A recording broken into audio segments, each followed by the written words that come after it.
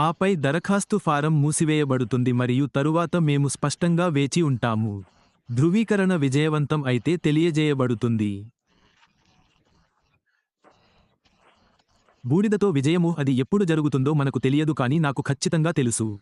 మా సీఈఓ మాకు అప్డేట్ చేస్తారు.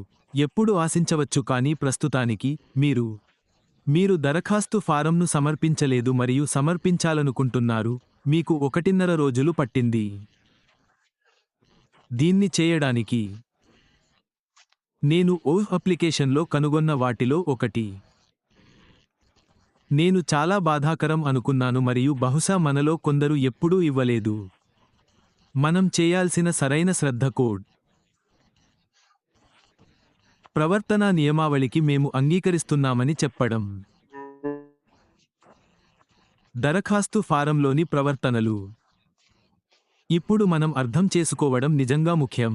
ప్రవర్తనా నియమావళి అంటే ఏమిటో ఖచ్చితంగా. ఇప్పుడు మీరు పాత వ్యాపారాన్ని గుర్తుంచుకుంటే, మేము సంతకం చేయాల్సిన ఎన్డీఏ ఉంది.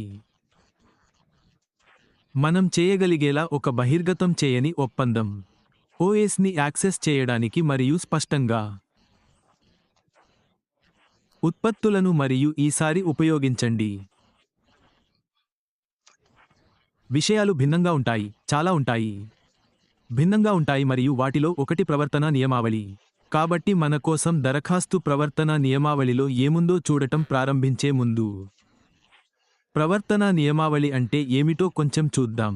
అది మార్గదర్శక పత్రం. అంచనా మరియు ఆమోదయోగ్యమైన వాటిని నిర్వచించే సూత్రాలు లేదా నియమాలు. ఒక సంస్థ లేదా వృత్తిలోని వ్యక్తుల ప్రవర్తన. దాని గురించి ఇంకొకసారి చూద్దాం. సమయం కాబట్టి అది ఒక పత్రం అని మనకు తెలుసు మరియు అది డాక్యుమెంట్ బస్సు మార్గదర్శకాల అమలులో ఉంది. ఆశించిన వాటిని నిర్వచించే సూత్రాలు మరియు నియమాలు మరియు ఒక సంస్థలోని వ్యక్తుల ఆమోదయోగ్యమైన ప్రవర్తన. ఇది సంస్థలు, ప్రధాన విలువలు మరియు లక్ష్యాలను ఉద్యోగులతో అనుసంధానిస్తుంది. రోజువారీ చర్యలు. వృత్తి నైపుణ్యానికి స్పష్టమైన నైతిక ప్రమాణాలను ఏర్పాటు చేయడం మరియు చట్టాలకు అనుగుణంగా ఉండటం. జవాబుదారీతనాన్ని పెంపొందించడం, నమ్మకాన్ని పెంపొందించడం. దుష్ప్రవర్తనను పరిష్కరించడానికి ఒక చట్రాన్ని అందించడానికి సానుకూల ఖ్యాతిని కొనసాగించండి. దీన్ని అక్కడ ఉంచడం ఆసక్తికరంగా ఉంది, కాదా? ఎన్డీఏకి బదులుగా ఇప్పుడు మనకు ప్రవర్తనా నియమావళి ఉంది. నిజానికి అది అంత ప్రాధాన్యతనిస్తుందని నేను అనుకుంటున్నాను. వ్యక్తులు మరియు సంస్థలోని ప్రవర్తనపై. ఆ ప్రాధాన్యత ఖచ్చితంగా మాపై ఉంచబడింది, దానిని నిర్ధారించుకోవడానికి. అప్లికేషన్లోని ఈ చల్లని ప్రవర్తనా నియమావళిని పాటించండి. కాబట్టి దరఖాస్తు ఫారంలోని కొన్ని ప్రవర్తనా నియమావళిని పరిశీలిద్దాం. వ్యక్తిగత వృద్ధికి మరియు నిర్మాణాత్మక సహకారానికి కట్టుబడి ఉండటం. అంటే మనం మన శాయశక్తులా ప్రయత్నిస్తామని చెబుతున్నాం. మనల్ని మనం మెరుగుపరుచుకోవడానికి మనం చేయగలిగినదంతా చేస్తాము. సరే, మరియు ఇతర వ్యక్తులతో మరియు సంస్థతో కూడా సహకరించండి. ఇది మనల్ని సమగ్రత మరియు నిజాయితీతో వ్యవహరించమని మరియు కొనసాగించమని అడుగుతోంది. సానుకూల వైఖరి. మనలో చాలామంది ఇప్పటికే చాలా కాలంగా ఈ ప్రయాణంలో మరియు అది ఇప్పటికీ ఇక్కడే ఉంది. నిశ్చితార్థం చేసుకున్నాను. యాష్తో మరియు అంతకు మించి విజయం కోసం ఎదురు చూస్తున్నాను. ఏమైనప్పటికీ నాలో అది ఇప్పటికే ఉంది. మేము ఇప్పటికే నిజాయితీపరులం. సానుకూల దృక్పథం మరియు సమగ్రత. మన మధ్య సమగ్రత ఉంది. కాబట్టి అది మనలో చాలామందికి నచ్చుతుందని నేను నిజంగా నమ్ముతున్నాను. ఇప్పటికే ఉంది. అది కూడా చెబుతోంది, నేర్చుకోవడానికి సిద్ధంగా ఉండండి. కొత్త ఆలోచనలను స్వీకరించండి మరియు అంగీకరించిన ప్రణాళికలను అనుసరించండి. నేను నిన్నే దాని గురించి నీకు చెప్పాను. నిజానికి నిన్నే నేను నీకు చెప్పలేదు. నేను నిన్న రాత్రి కాలిన్స్తో కలిసి డిజిటల్ బ్లూప్రింట్లో చెప్పాను. జీన్ మరియు యాండీ, ఇది నా ఆలోచన మాత్రమే, ఇది నా అంచనా మాత్రమే, కానీ నేను అనుకుంటున్నాను యాష్ ప్లాట్ఫామ్తో విజయం అభ్యాస కేంద్రంగా ఉండబోతోంది. దానిలో మన పురోగతిని మనం ఎక్కడ చూడగలుగుతాము?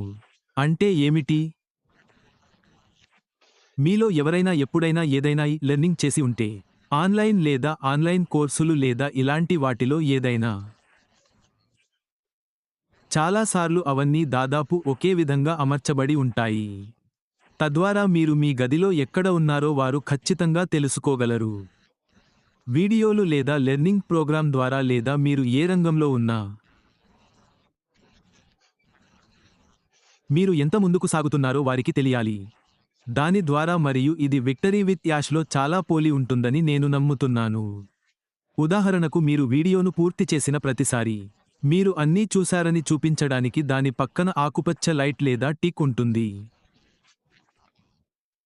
ప్రశ్నలు మరియు సమాధానాలు ఉంటే మీరు వాటికి టిక్ చేయాలి. మరియు మళ్ళీ మీరు ఆ భాగాన్ని దాటిన తర్వాత, మీ పురోగతి ఎలా జరుగుతుందో మీరు చూడగలిగేలా దాని పక్కన ఆకుపచ్చ టిక్ ఉంటుంది.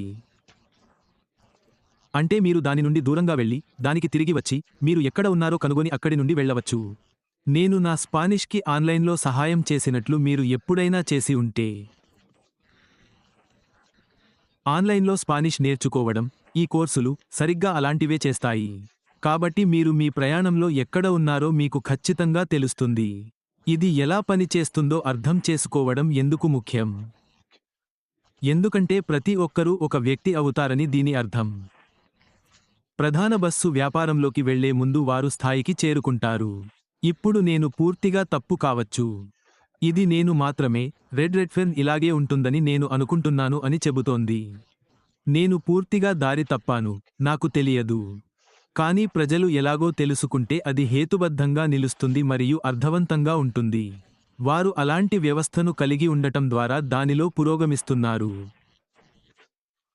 ప్రవర్తనా నియమావళిలో కూడా అది ఇలా చెబుతోంది: తోటి సభ్యుల పట్ల నిజమైన శ్రద్ధ మరియు గౌరవం చూపండి మరియు సామూహిక విజయాన్ని ప్రోత్సహించండి.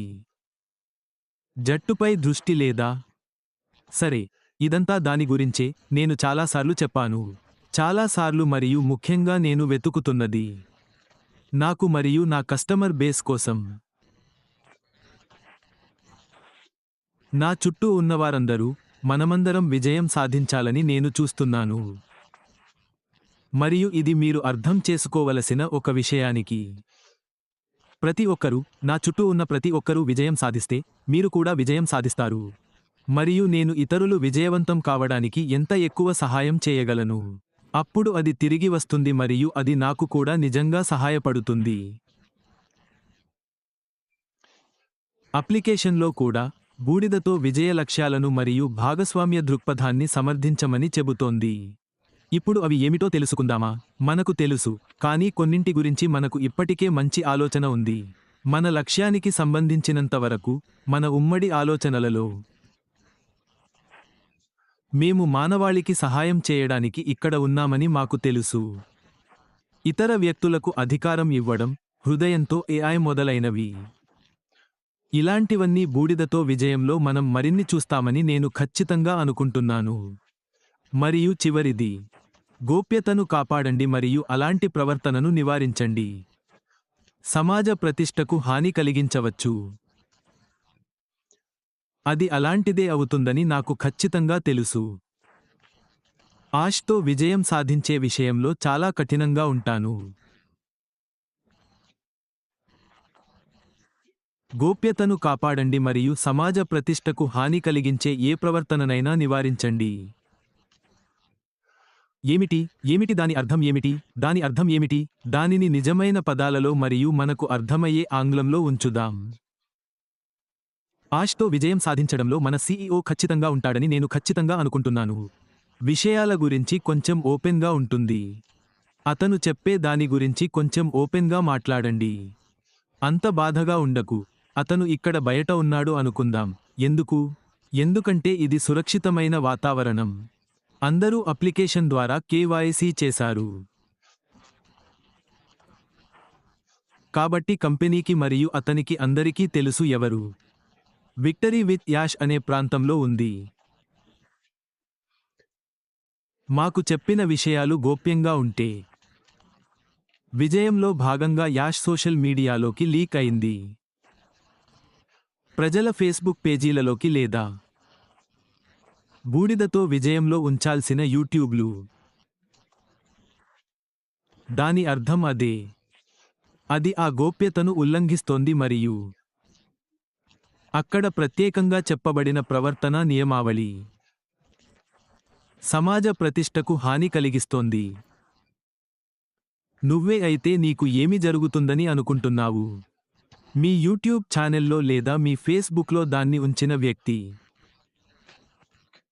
విజయం లోపల ఉండటానికి మీకు అనుమతి ఉందని మీరు అనుకుంటున్నారా?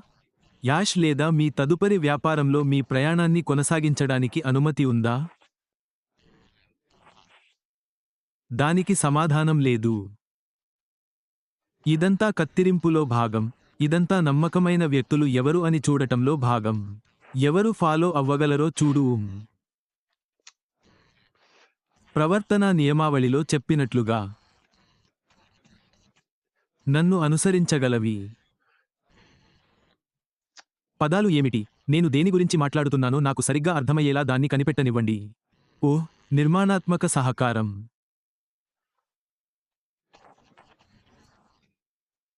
సరే, నువ్వు అలా చేయలేకపోతే అప్పుడు మీరు ఉండడానికి అనుమతించబడకపోవడానికి మంచి అవకాశం ఉంది. సరే, యాష్తో విజయం లోపల, ఎందుకంటే మీరు ఆ ప్రవర్తనా నియమావళికి అంగీకరిస్తున్నట్లు సంతకం చేశారు.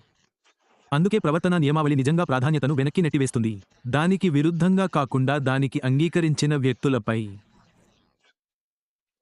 అది ఇప్పుడు చాలా వ్యాపారాలు ఉపయోగించేది.